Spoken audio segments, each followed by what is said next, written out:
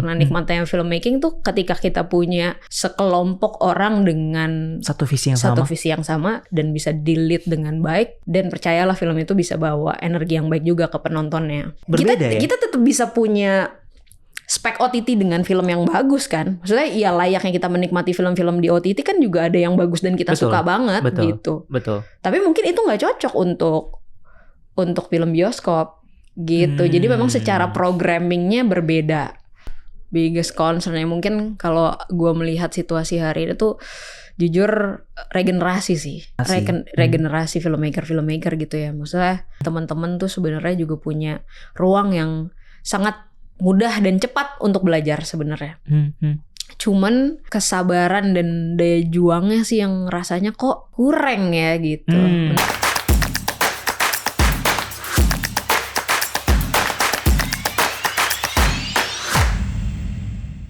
Guys, welcome back. This is Ganda speaking from Founder Talks by Samandana.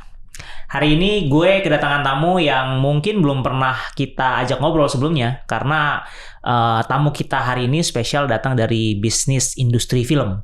Gue pribadi suka banget nonton film, dan beberapa film-film yang diproduksi sama temen gue ini juga gue suka banget. Salah satunya adalah Filosofi Kopi. Please welcome Tersi Evaranti.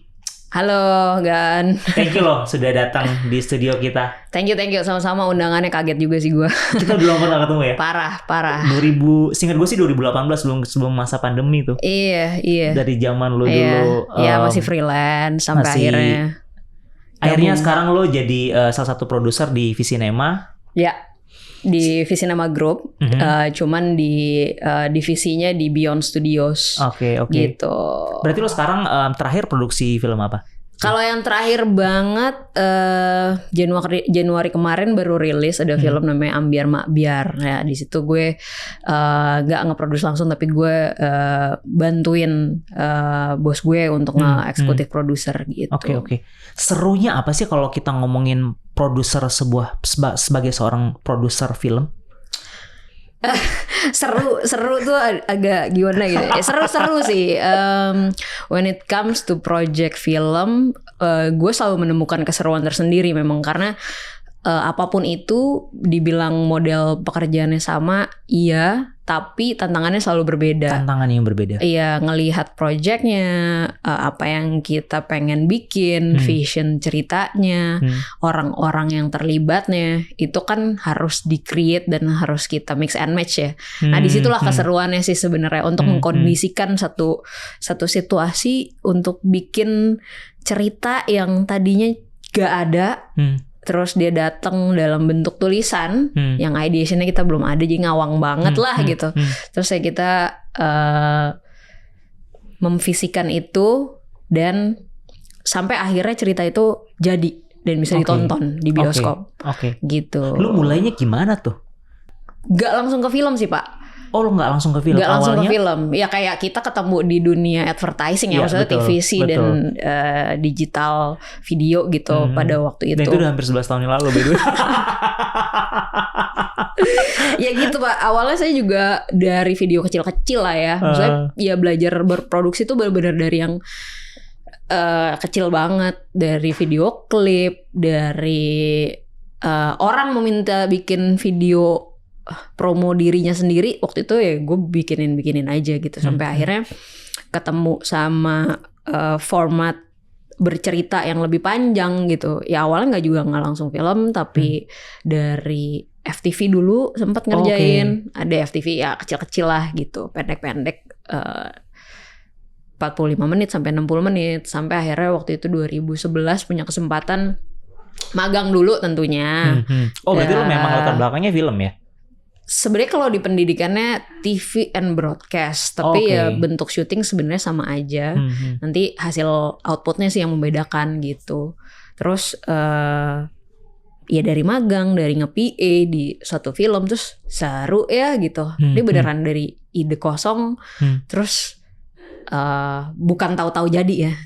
Tapi lalu kemudian jadi gitu, kita bisa nonton bendanya gitu. Penonton mungkin lebih tepatnya tahu-tahu jadi sih. Iya. Karena kan kita yang nonton tuh tiba-tiba wah seru nih film gitu, tapi nggak tahu di belakangnya, which is lo yang dari awalnya tadi sampai dengan selesai, lo yang manage itu semua. That's the biggest challenge sebenarnya. That's the biggest challenge. Dan sebagai produser gue baru 4-5 film kayaknya yang gue produser secara langsung, tapi sebelum itu beranjak lah ya, kita dari awal dari belum punya jabatan apapun, masuk set cuman ngeliat-ngeliat aja gitu, sampai akhirnya punya kesempatan nge-PA, production assistant, terus nge-Astrada 3 yang juga baru belajar gitu, sampai akhirnya punya kesempatan nge-line producer di Cahaya dari Timur. Nah itu perjalanannya luar biasa sih gitu, itu kayak ditendang masuk ke jurang sebenarnya.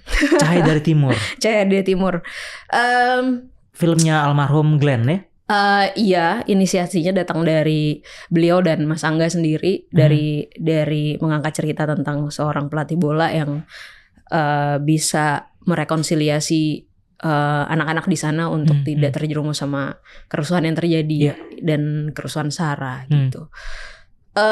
Tentunya itu film yang berkesan banget buat aku pribadi karena fondasi produksi yang ada di situ tuh sampai sekarang tuh jadi fondasi utama sih buat aku pribadi gitu, karena benar-benar itu dari nol banget sih. Ini dari orang yang nggak tahu apa-apa terus udah dapat project segede ini, yang mungkin pada waktu itu kita semua the whole teamnya tuh juga belum siapa-siapa dan belum pernah ngerjain film panjangnya segitu. Kan? Gue langsung di sana. Di Maluku. Di Maluku.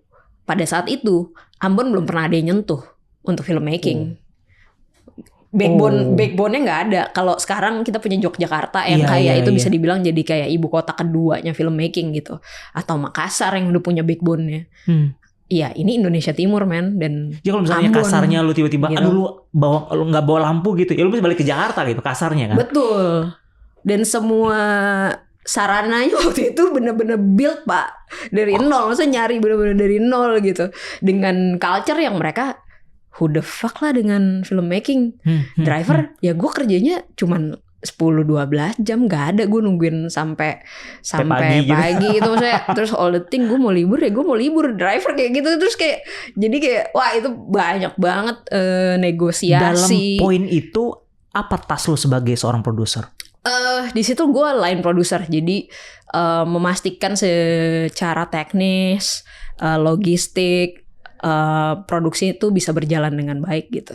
Ya menyiapkan semua kebutuhan logistik tim gitu pada waktu itu, dan ngatur segala kerumitan teknis yang ada di situ ya gitu. Segala kerumitan artinya lo sebenarnya berhubungan juga dengan berbagai macam berbagai macam kru.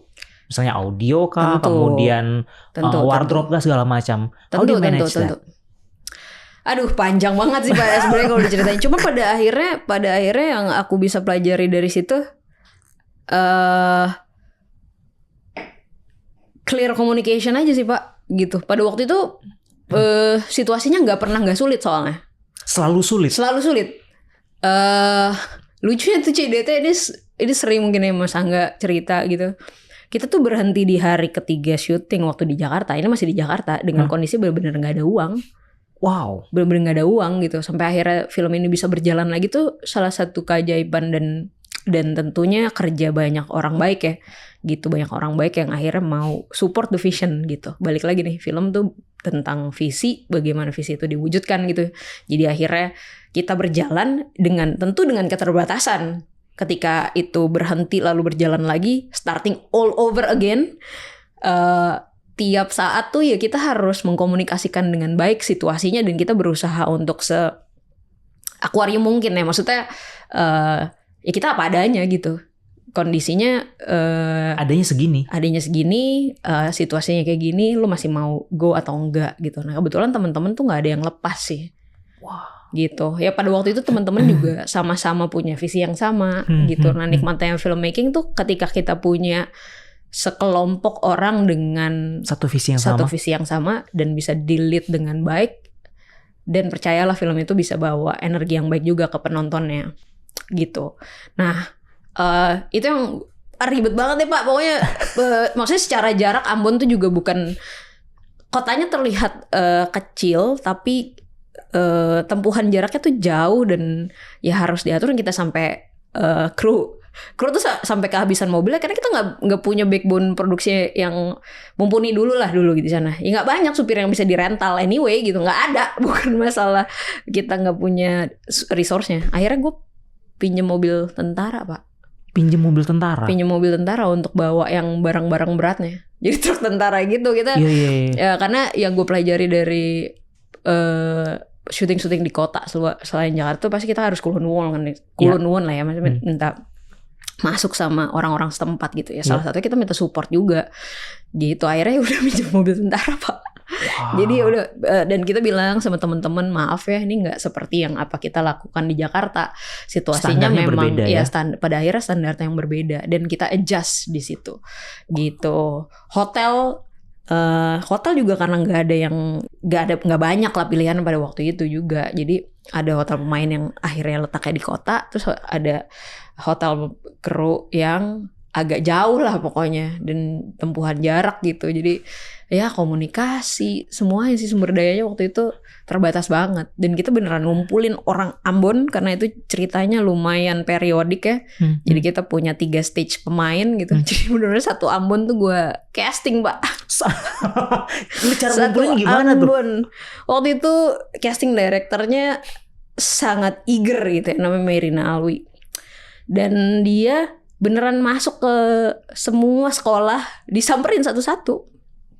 Wow. Dia cari potensinya, beneran casting beneran anak Ambon yang nggak ngerti acting, disamperin, dikasih pengertiannya dan we do it gitu. Dan aku nemenin waktu itu sebulan pertama karena itu castingnya ya jauh sebelum syuting. Ya karena kita dengan kesadaran kita nge-build ini bukan dari aktor yang ada dan kita latih gitu.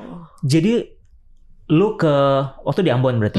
Di Ambon kemudian masuk ke sekolah-sekolah, kemudian benar-benar casting in every level ya. Jadi SD, SMP, SMA. Karena kita punya ya tadi periodik story-nya itu anak-anaknya, dan ini tentang cerita tentang anak tim bola anak-anak kan gitu. Jadi gila sih itu, makanya gue selalu selalu kenangan yang indah ya. Tapi kalau ditanya mau diulang apa enggak, sejujurnya enggak sih.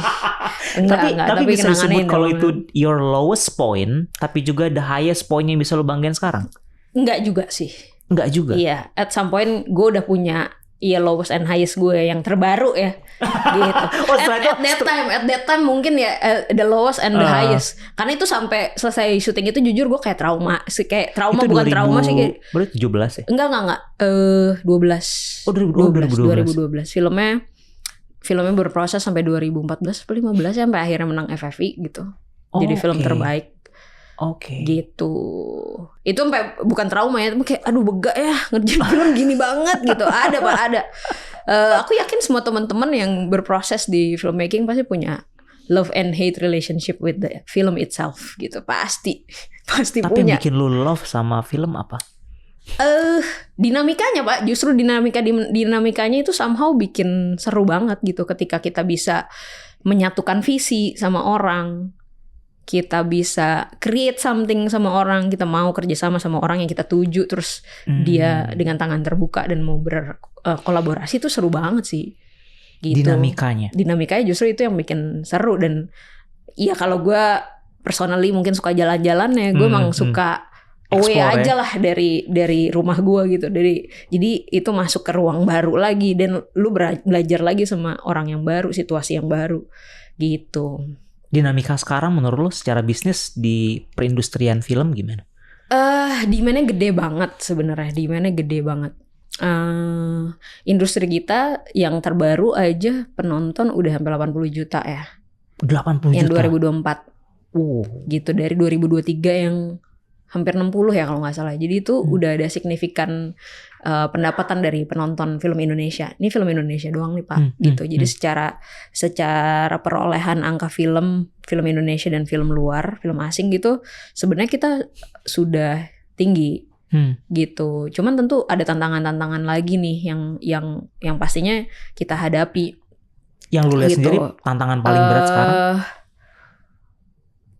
Tentu menciptakan film bagus tetap jadi tantangan utama karena utamanya kita bikin film bagus aja dulu gitu.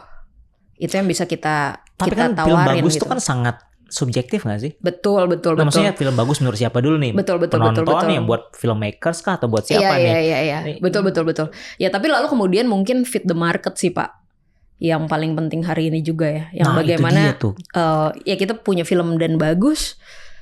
Film yang bagus tapi juga bisa ketemu sama penontonnya.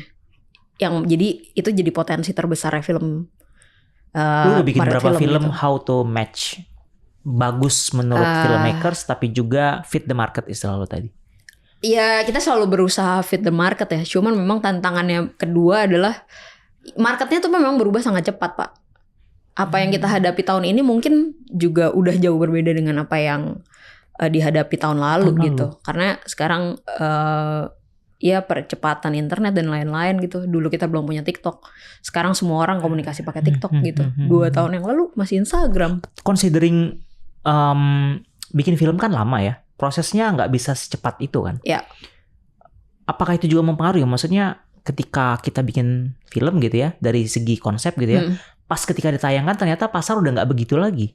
Betul banget sih. Nah, salah satunya itu juga yang juga tantangan sebagai produser, bagaimana dia harus punya visi jauh ke depannya untuk ngelihat apa sih yang kira-kira ke depan juga bisa fit the market gitu. Tapi ya salah satunya mungkin kita selalu punya apa ya istilahnya bukan netralitas, universal gitu. Nilai-nilai universal kan yang selalu timeless ada, ya? gitu. Jadi ya kadang value timeless itu yang kita tawarin ke penonton ya, dan bisa jadi zeitgeist mungkin gitu. Maksudnya emang jadi penanda zaman pada akhirnya yang kita bisa tangkap gitu. Kayak fenomena hari ini kita punya film yang awalnya kita mungkin nggak ngira itu jadi bisa segitu gitu. Ada horor yang bisa 12 juta gitu kan. Ada film yang berbahasa tidak berbahasa Indonesia, bahasa lokal punya 9 juta penonton gitu dengan agak lain. Kita punya newcomers filmmakers yang juga udah dari generasi hari ini dan cukup perform di market gitu. Jadi ya semua itulah yang jadi tantangan produser hari ini yang perlu bisa selalu updated sama Kalau lu ngeliat, situasi. gue terakhir ini kan ada beberapa ngeliat dari film-film ya lo sebut tadi berbahasa lokal gitu yang kemudian naik daun gitu loh. Apakah lo ngeliat itu sebagai salah satu tren juga ke depan? Bahwa kalau dulu kan orang kadang-kadang suka minder kalau misalnya mereka masih punya aksen lah atau terbiasa dengan bahasa lokal gitu. Tapi sekarang itu kayak jadi suatu kebanggaan, sebuah identitas gitu yang perlu mereka tunjukin. Karena mungkin di gua dan di perusahaan gitu ya, maksudnya punya kepercayaan ya story itu bisa datang dari mana aja. Ya story bagus tuh nggak cuman dari pusat-pusat ibu kota atau kota-kota besar aja gitu. Jadi setiap daerah punya ceritanya masing-masing. That's mungkin kita menyebutnya hari ini hyperlokal gitu. Dan itulah yang kita bawa. Yang hari ini mungkin coba dibawa sama Beyond Studios untuk bisa mengedepankan sisi lokal-lokalnya Indonesia gitu, bahwa kita berangkat dari berbagai macam suku bangsa yang punya ceritanya masing-masing, sudut pandangnya berbeda-beda, dan kita bisa nyatuin itu gitu di layar bioskop. Dan itu juga reflect sama bioskop hari ini yang jaringannya juga sudah mulai lebih luas Pak, karena mereka ya dengan investasi baru buka-buka bioskop kecil-kecil ada, yang jaringan besar juga ada, yang makin dia ke kota-kota yang nggak cuman di pusat kota gitu, dia kabupaten-kabupaten mulai kesentuh gitu. Gue kemarin barusan ke Indramayu. Jadi Indramayu tuh kota yang nggak terlalu besar, karena kalau misalnya compare sama Cirebon kan jauh ya. Mereka punya studio punya bioskop sendiri, tapi bioskop lokal. Dan itu baru dibangun gitu. Jadi kalau sekarang kan kita di kota-kota besar mungkin terbiasanya ya cuma taunya XX1 atau 21 selesai gitu. Tapi kalau ternyata di daerah juga semakin banyak demand-nya. Tapi terlepas dari itu, sekarang kan banyak juga kayak misalnya OTT. Lo ngelihatnya gimana? OTT sih di satu sisi juga memperluas khazanah kita sebagai produser sih Pak, dan industri juga gitu. Tentu jadi tawaran hiburan lain buat teman-teman. Di satu sisi itu juga jadi tantangan buat produser untuk menciptakan film yang benar-benar layak untuk film bioskop. Karena gue ngomong mungkin di sini film bioskop karena ya itu menawarkan, kita perlu menawarkan experience yang jauh lebih Lo solid ngeliatnya beda gitu. gak sih antara film yang tayang di real bioskop? Ya beda kalau gue. Beda karena pada akhirnya bioskop itu tercipta kan memang untuk lo didesain untuk fokus ya. Lo masuk ke ruangan yang memang didesain Lo untuk bener-bener gelap niat buat nonton, dan sense lu beneran dimanjain gitu. Maksudnya memang dengan suara, dengan layar yang sepanjang mata, lu lihat layar doang gitu. That's the ideas of bioskop. Makanya secara technical spec itu nanti akan berbeda dengan apa yang ditawarin di OTT platform gitu. Jadi ini ngomongin kualitas. Sebenarnya bukan kualitas tapi spek aja sih Pak. Technical spek. Kalau gue ngelihatnya kalau spek tuh relate sama kualitas enggak? Enggak juga Pak. Berbeda Kita tetap bisa punya spek OTT dengan film yang bagus kan. Maksudnya ya layaknya kita menikmati film-film di OTT kan juga ada yang bagus dan kita suka banget gitu. Betul. Tapi mungkin itu nggak cocok untuk film bioskop gitu. Jadi memang secara programmingnya berbeda. Gitu, karena mereka tentu si OTT ini mereka udah punya data lah ya Pak ya, apa yang works, apa yang enggak gitu. Sama layaknya film bioskop juga ada yang works, ada yang enggak gitu. Tapi kalau ngomongin OTT sama bioskop tentu perbedaan media tayangnya aja sih kalau gue melihat. Tapi lo ngelihat dengan semakin banyaknya OTT sekarang, apakah itu jadi membuat tergerus orang menonton bioskop? Karena kalau ngelihat data lo tadi lo bilangin justru 2024 naik hampir 80 juta. 80 juta, right? Iya, yang tahun 2024 tuh around segitulah. Aku nggak tahu exact ya. Maksudnya exactnya. Iya, kira-kira segitu gitu. Nah tapi bisa jadi demikian karena sebagai orang awam jadi punya tadi ya pilihan gue buang waktunya kemana nih gitu. Pilihannya jadi cuman mau leyeh-leyeh di sofa sambil gue bisa pause atau memang gue mau datang ke bioskop untuk menikmati ceritanya. Nah tantangan ya balik lagi itu jadi tantangannya produser untuk kalau spesifik ke bioskop ya lo harus bikin film yang bioskop gitu, bukan yang OTT. Sedangkan kalau emang ada juga Pak project yang gue juga ngerjain ya, project OTT yang emang didesain untuk tayang di OTT. Beda-beda, ada pendekatannya yang berbeda. Ada pendekatan teknis dan itu. Lu kan udah bisa dibilang lumayan senior di dunia industri filmmaker gitu ya. Gak apa-apa sih, banyak yang lebih senior Pak. Saya masih muda banget ini ya gitu. Poin gue gini, what is your concern sekarang? Biggest concern sekarang? Biggest concern-nya mungkin kalau gue melihat situasi hari ini tuh jujur regenerasi sih. Regenerasi filmmaker gitu ya. Maksudnya dengan kesadaran hari ini informasi tuh cepat banget. Teman-teman tuh sebenarnya juga punya ruang yang sangat mudah dan cepat untuk belajar sebenarnya. Cuman kesabaran dan daya juangnya sih yang rasanya kok kurang ya gitu untuk hari ini gitu. Sehingga jujur aku untuk nyari tim-tim baru struggle sih Pak. Buat nyari orang baru? Iya. Lebih ke orang baru yang kemudian punya kapabilitas, yang punya mindset yang lu bilang tadi punya perseverance-nya, atau lebih ke technical skill-nya? Technical skill bisa dibangun Pak, tapi kalau keinginan aja nggak ada tuh kadang sulit ya. Sama ya maksudnya itu tadi, itu kan apa ya, lu bisa lihat dari one go gitu, lo datang dengan orang baru. Banyak sih sebenarnya teman-teman yang mau magang gitu, tapi kadang mereka dikasih kesempatan, pasti beberapa kali kesempatan, dan ternyata ini bukan gue ya gitu. Dan kayak pada akhirnya mungkin mereka pada awal belum sadar betul dengan pilihan apa yang mereka ambil gitu. Sehingga mungkin rasanya jadi salah di tengah jalan gitu. Nah, sangat menyayangkan sih bahwa dengan kesadaran pengennya ya dari awal tuh gue juga selalu suka sharing ya. Tapi jujur butuh waktu Pak untuk nge-build orang gitu. Nah kadang mungkin yang teman-teman baru ini nggak punya kesabaran ya untuk sampai ke sana gitu. Regenerasi kan kita ngomonginnya tentang Gen Z kan. Lu ngeliat mereka punya culture yang berbeda kah atau? Tentu Pak, tentu. Karena lumayan kaget juga sih kemarin beberapa waktu mungkin punya kesempatan untuk ngobrol gitu.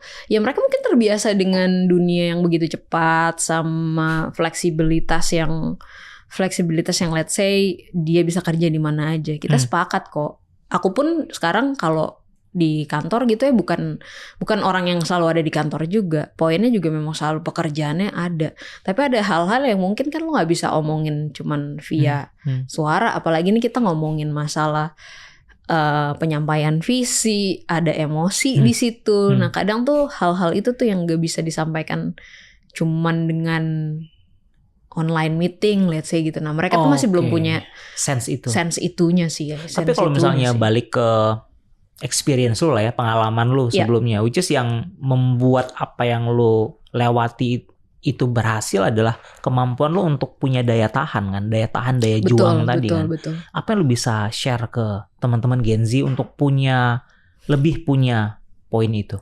Ya melatih kesabaran untuk mengikuti prosesnya aja sih Pak, gitu. Karena ya mungkin karena tadi percepatan teman-teman ngerasa bisa dapat informasi yang besar, tapi ada memang hal-hal yang nggak bisa diajarin dengan proses yang cepat gitu. Kayak lo bagaimana membaca situasi di lapangan itu kan butuh waktu dan butuh perjalanan gitu. Mungkin step by stepnya gue punya perjalanan panjang tadi gue bilang gue punya melalui proyek-proyek pendek yang banyak banget sampai akhirnya gue cuman bisa belajar di setahun tuh paling cuman 1-2 film. Ya lo kalau ngomongin filmmaking kapasitas orang tuh jujur terbatas ya, nggak bisa se-heavy itu apalagi as producer gue sudah cukup berpengalaman Pak megang 1-2 per tahun dengan overlapping selama 4 tahun tuh capek banget dan itu yang gue kadang nah teman-teman ini bisa nggak ya punya kesabaran sebentar aja 1-2 tahun tuh untuk berproses dulu, jangan ujuk-ujuk mau jadi tiba-tiba langsung jadi aja gitu produser jadi sutradara gitu tapi sih. Memang apa ya jadi apapun itulah. Oke. Tapi gini lu ngelihat kita ngomongin potensi lah ya. Karena ketika lu ngerekrut orang kan definitely lu lihat nih kira-kira potensinya seperti apa gitu. Gimana lu kemudian spot out seseorang bahwa dia punya potensi yang kemudian punya sumbangsi terhadap a whole project? Ya. Kelihatan dari eagerness-nya sih Pak. Ketika kita kasih satu project dan dia mau digging out lebih. Oke. Gitu dan punya inisiatif. Nah kadang ya di teman-teman yang dia cuma ngerasa udah ngejalanin pekerjaannya, tapi cuma sebatas apa yang disuruh aja. Iya semacam itu dan tidak menambah nilai dirinya, tidak menambah nilai ke projectnya gitu. Jadi kan ada yang kayak gitu ya. Dan apa nilai tambahnya gitu kan kalau ketika kita punya orang yang dia punya kasih satu solusi, dia bisa solutif, dia bisa inisiatif dan dia bisa kasih nilai lebih dan ya orang itu punya potensi baik dan punya potensi yang bisa dikembangin gitu. Karena pada akhirnya sebenarnya selama waktu yang akan memberikan jawaban gitu pada akhirnya kan. Apakah dia kemudian punya semangat atau punya potensi? Iya. Semangat bisa gede di awal Pak, tapi ketika tahu tantangannya ini langsung ciut lah kita aja yang ya maksudnya kita aja yang mungkin sudah punya pengalaman ya memang ada masa-masa kayak gitunya gitu dan ups and down-nya tuh sering banget terjadi. Dan setiap project pasti aja kejadian gitu. Dan kita tuh bukan orang yang bekerja untuk diri sendiri sebenarnya kan. Maksudnya produser di kapasitas gue sekarang gue bekerja untuk studios dan ya ada perusahaan yang harus diberi pertanggungjawaban gitu. Itu another soal lagi. Mungkin kalau lo produser yang punya duit sendiri ya lo habisin aja duit lo sendiri gitu kan.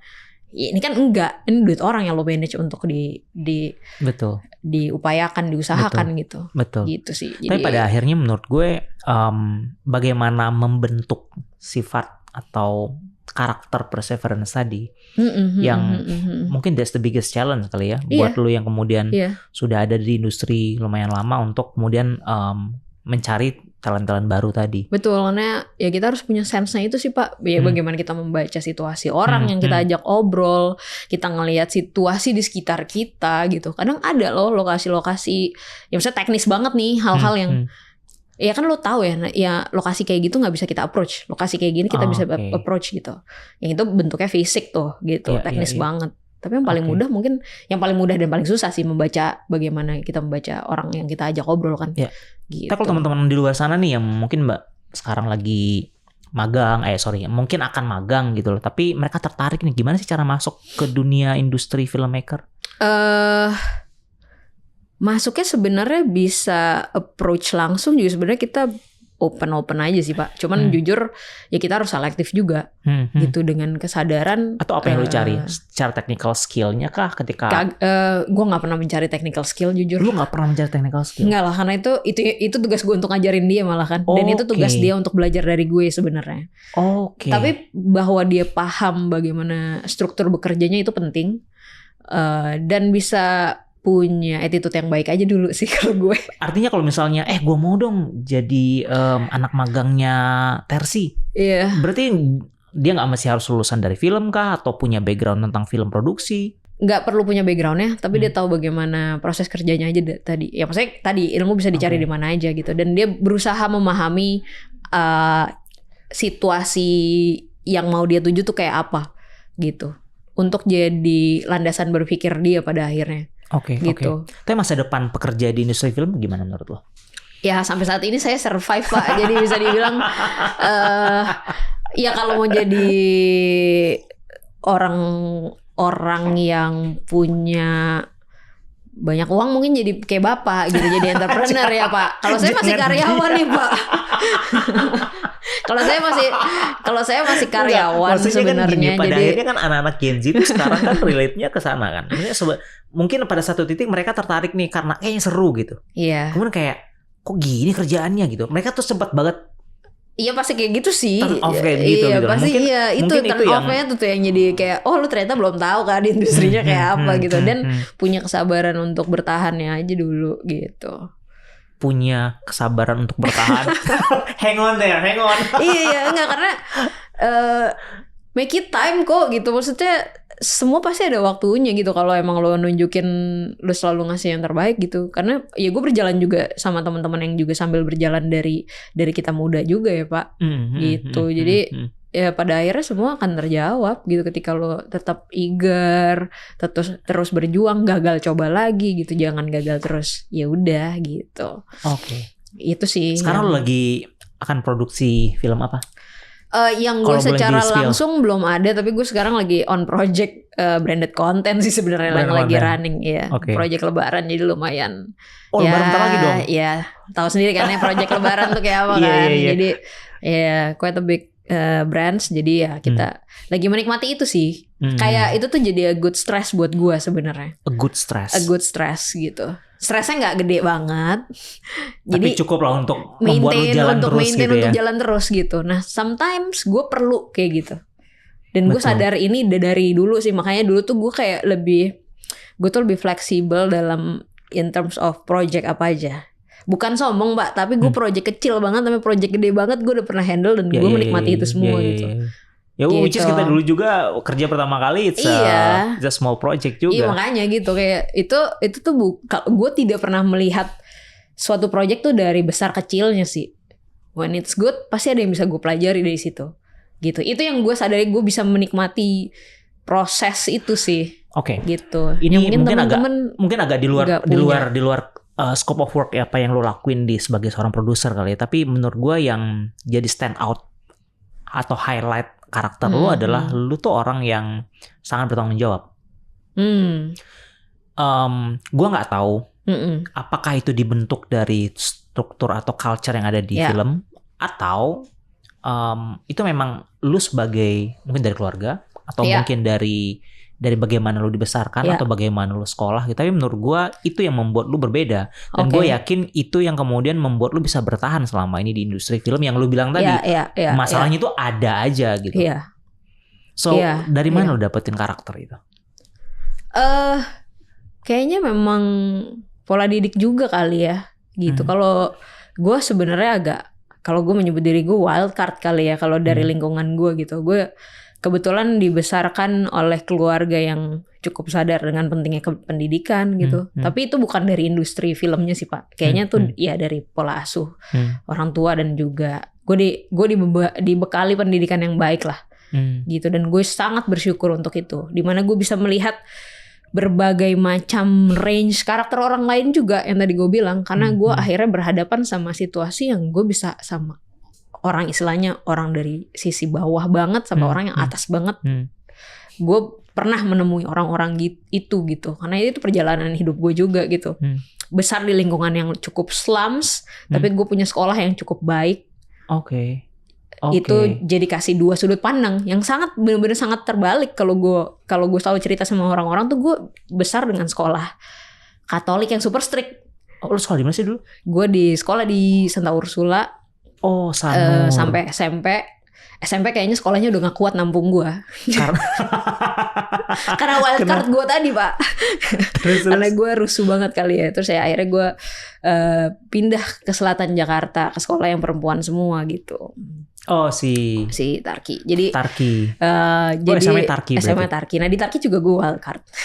karena ya teman-teman gue ya tadi mungkin karakter gue gini, ya gue karakter ya begini gitu, dan teman-teman gue dengan kesadaran ya gue dipanggil Jim di lingkungan gue, industri pun juga.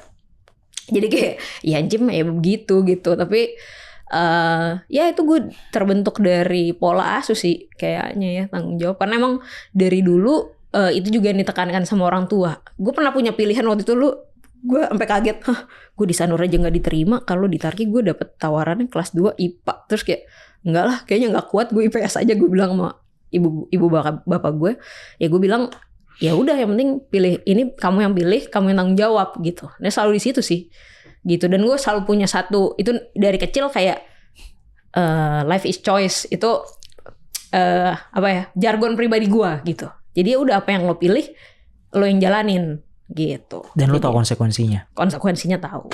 Satu dan lagi, jalani konsekuensinya. Satu lagi mengenai choice yang lo bilang tadi, yang gue lihat banget sebagai karakter lo yang stand out. Karena dulu kan kita memulai sebuah project 2014 sama-sama blank gitu loh. Yes. Tapi gue ngeliat lu punya banyak banget inisiatif. Inisiatifnya itu selalu ada gitu loh. Dan ya kayak lu bilang tadi, ketika lu ketemu sama orang yang punya drive itu, punya ngeliat ada inisiatifnya, lu langsung tahu nih orang oke nih, bagus nih gitu. Dari mana lu belajar inisiatif tadi? Inisiatif kayaknya nggak bisa dipelajarin kali ya. Nah itu dia, dari mana kemudian lu kemudian? Ya sensing aja sih Pak.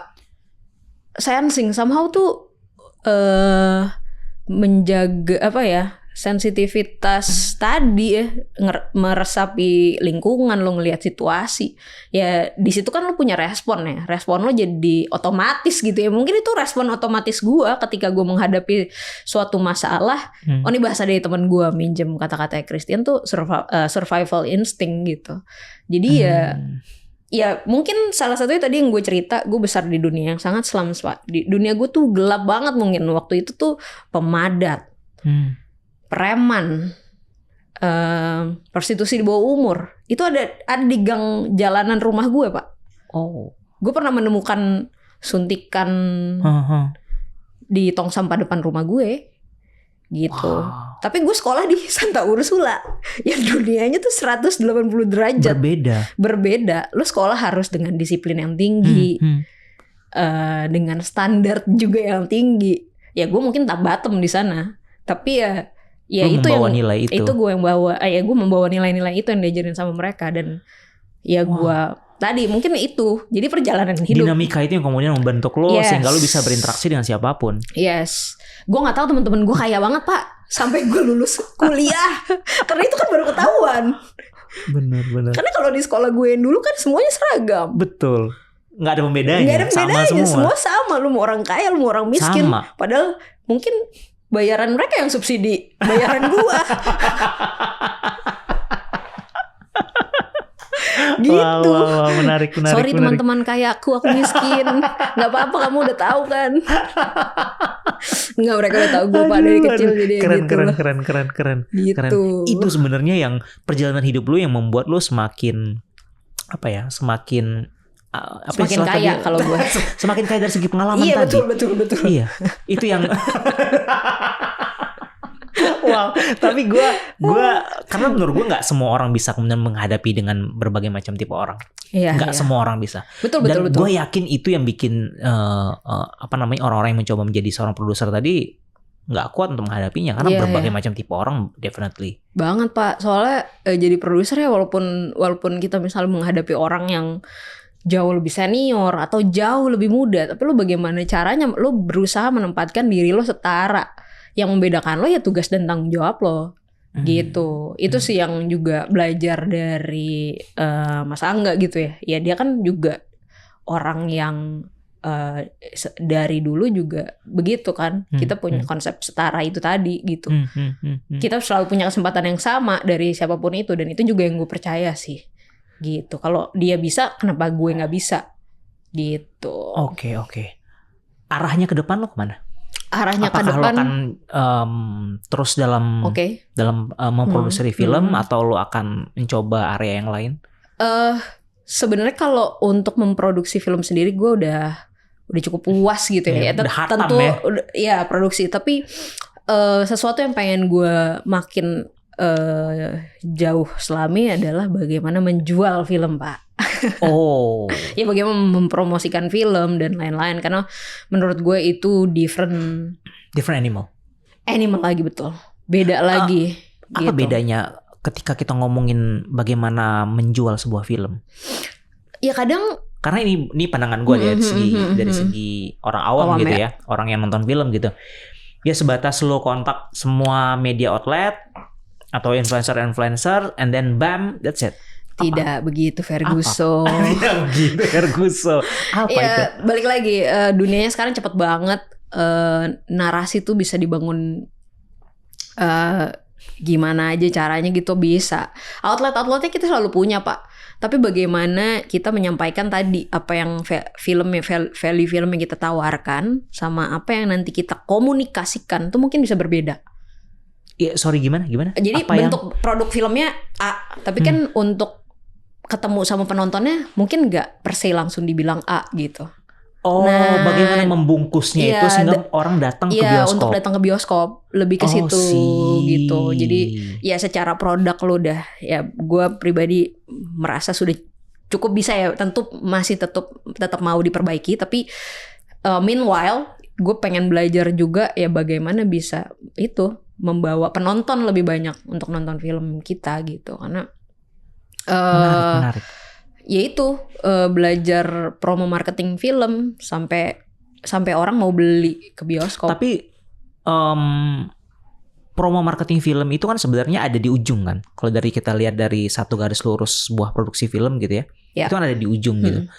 Apakah kemudian proses lo mempromosikan film tadi itu berdiri sendiri atau pada akhirnya kemudian lo tahu juga dari awal?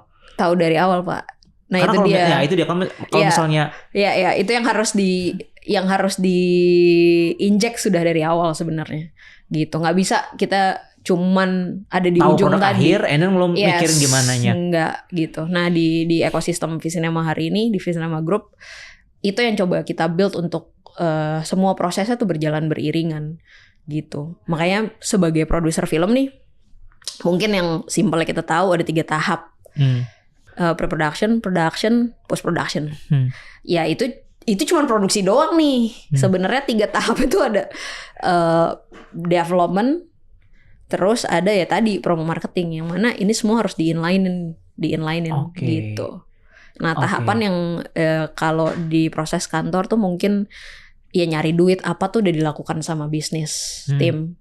Nah sekarang yang jadi tantangan sebagai produser hari ini ya bikin filmnya sama bagaimana tadi promo marketing untuk fit the market tadi gitu. Dan itu jadi satu kesatuan, bisa dinilai bersama dan tentu dari awal gitu. Karena ketika nanti filmnya jadi, terus seharusnya ada potensi yang masih bisa dikembangin kalau itu misalnya dipikirin dari awal dan kita udah nggak punya kesempatan waktunya untuk memperbaiki itu gitu. Ketika kita mau mulai masuk ke promo marketing tuh kan nanti semua di FGD-in, semua di testing gitu. Ya kita melakukan itu semua Pak. Dan kita dapat insight juga dari market hari ini kayak gimana, ngebawain narasinya dengan cara apa. Nah itu yang gue pengen banget belajar lebih karena jauh. Itu udah multifaceted lagi ya, udah berbagai. Gila, layernya udah nggak kepegang Pak. Udah arah aja gitu. Maksudnya ya online things hari ini dengan bagaimana online, tapi semuanya tetap harus 360 secara model komunikasinya, pesannya harus bulat. Pesan bulat aja tuh harus udah di-build dari awal gitu. Walaupun nanti ketemunya di tengah-tengah atau di ending, tapi ketika itu udah ada ya udah enak banget tuh. Gitu. Key message dari satu film. Kayak gitu-gitu. Terakhir pertanyaan dari gue. Lu mimpi pengen bikin film apa? Gue sekarang pengen banget drama komedi sih Pak. Drama komedi? Iya. Sense-nya tuh kayak beda banget gitu. Itu yang belum gue pernah punya soalnya. Drama komedi. Gitu. Drama komedi tuh kayak film apa namanya? Iya, bikin orang nangis, bikin orang tawa. Drama komedi. Iya. Apa yang bikin lu pengen banget? Sensasinya sih Pak, maksudnya tuh ketika bikin juga jadi adrenalin tersendiri juga kali ya. Mungkin kalau teman-teman ada challenge-nya beda. Iya. Sama-sama susahnya tuh beda gitu kan. Kalau komedi tuh kan lu harus nemuin timing yang pas kayak gitu-gitu tuh tantangannya. Ngegodok ceritanya, bagaimana lu nemuin grid di story-nya, terus apa yang lagi hip hari ini yang bisa kita extend untuk di film kayak gitu. Rumit. Semoga dalam waktu dekat. Iya. Semoga amin. Project-project Ramadan dan Lebarannya berhasil. Amin. Guys, gue hari ini ngobrol, mudah-mudahan teman-teman juga belajar banyak tentang bagaimana sebuah film yang biasanya kita di rumah atau di bioskop tiba-tiba langsung nonton, langsung wah bagus nih film gitu, dan nggak tahu gimana ribetnya di belakang. Mudah-mudahan teman-teman bisa belajar banyak dan yang pasti bisa mendapatkan semangat dan perseverance-nya tadi, karena itu yang gue temuin selama gue kerja bareng sama Tersi, Encim. Thank you guys. This is Ganda speaking from Founder Talks by Samandana.